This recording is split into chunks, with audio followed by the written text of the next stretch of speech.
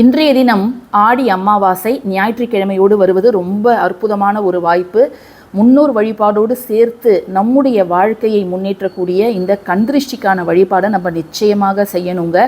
ஏன்னா இந்த நாளில் கண்திருஷ்டி கழிக்கக்கூடிய பல வழிமுறைகள் இருக்குது. அதில் ஒரு எளிய வழிமுறை தான் இப்போ நீங்கள் பார்த்துட்ருக்கீங்க. ஒரு நல்ல லெமன் எடுத்துக்கோங்க. அதை 4 பீஸாக 4 போர்ஷனாக இதை மாதிரி கட் பண்ணிவிடுங்க. ஃபுல்லாக கட் பண்ணாதீங்க. கீழே எல்லாம் ஒட்டி இருக்கிற மாதிரி வச்சுக்கோங்க. இதில் அந்த 4 போர்ஷனுக்கு உள்ளார மஞ்சள் குங்குமம் வச்சுட்டு இதை மாதிரி கல்லுப்பையும் வச்சுடுங்க. இதுக்கு மேலே ஒரு கற்பூரம் வச்சுட்டு நம்ம இதை எரிய வச்சிடலாம்.